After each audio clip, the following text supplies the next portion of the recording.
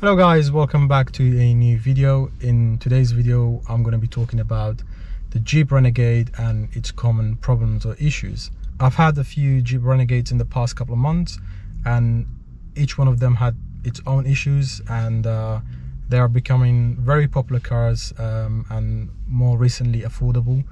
It looks quite a smart car, and also it's, in my opinion, it's a very reliable and good family car. So the Jeep Renegade were made between 2015 until now, which is 2022.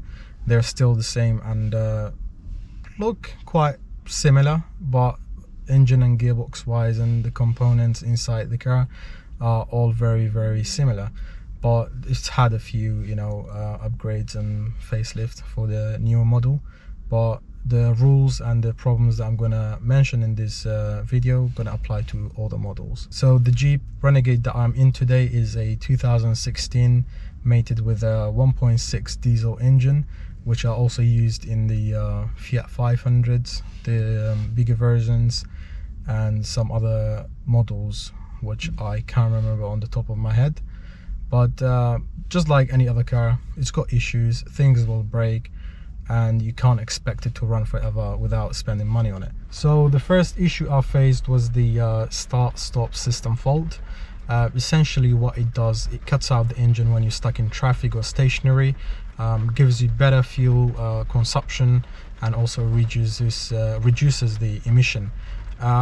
It was a bit temperamental. Sometimes it was working and sometimes it wouldn't, so I had to have it checked out with the mechanic, and it was sorted out with a new battery which had to be compatible with the start-stop cars, and it cost me somewhere between 120 to 140 I'm talking in pounds, 120 to 140 pounds. So when you go to buy one of these cars, make sure you give it a thorough test drive, because start-stop sometimes won't kick in until the car is fully warmed up, and then you would know whether it works fine or not.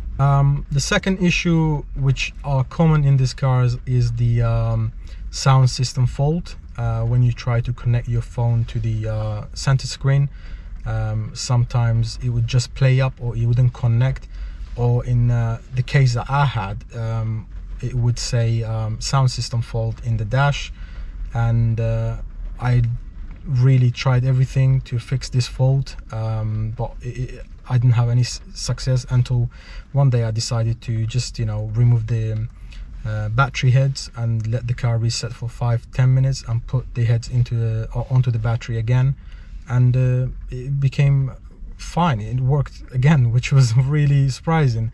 But I've read on forums and online that if that doesn't fixes the issue, then you have to take it to main dealer for a software update, and I'm not sure how much that would cost. So make sure you test this out before making your purchase. The third issue is with the gearboxes. The one I'm in is a manual gearbox, but I had an automatic Jeep which had gearbox problems, and it was a very expensive repair. The car would have erratic gear changes between first to second, and also when you come to a stop it would give me a lot of vibration. I took it to a mechanic that specialized in repairing gearboxes, and it cost me around £2,550 for labor and parts, and gave me 1-year warranty, which was a painful painful repair, but nevertheless I had to repair it. So, and one thing to mention, the gearbox would only play up when the car was being driven for about 10-15 minutes, so the transmission temperature was up to optimal. It wouldn't feel that it had a problem when you just started the car and drove away. It would be perfectly fine, but then after a while the gear changes would be abnormal and you would feel that there's something wrong. So again, when you go buy one of these, if it's automatic, test it for a good couple of 10-15 minutes, let the gearbox warm up, then if there's any problem it will become apparent. Another issue I had with these cars was the rough idle at cold start, and that was due to a bad spark plug. which was quite inexpensive to replace, but I had to go through a lot of other parts to find out what caused the rough idle, and at the end it was the spark plug, which I should have done at the very beginning, but it was it was a mistake for me, so you don't have to do it. So again, if you're going to buy one of these cars from a dealer, make sure you tell the dealer over the phone before you make your way that you want the car to be cold when you get there, so you can check out the cold start, idle, and making sure that the car is not shaking, or it's not having any problem when you started the first time. And another thing that would give it away would be the check engine light at the start, but yeah, that's one other issue that I faced. And the last issue that I faced, which was very annoying, was due to the timing belt.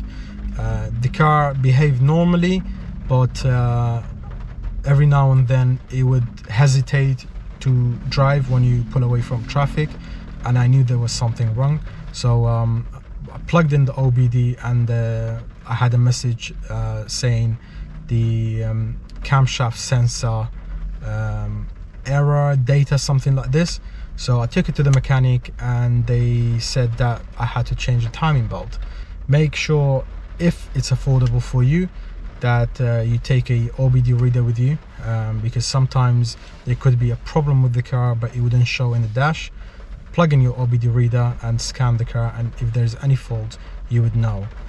As for my situation, I had a timing belt issue. I didn't know, but if I had driven it without checking it, I could have literally seized the engine, because it could have snapped any moment. All in all, these cars are amazing cars, great and smart looking family cars.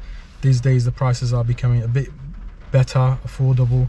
Obviously, with the inflation that's going on in the world, they are a bit more expensive than usual, but for the price you pay for a car like this, it's almost like a mini SUV. I think they are amazing cars and reliable, and when this sort of issues come up, fix them straight away so you don't face further expenses down the line. Thanks for watching, and I'll see you in the next one.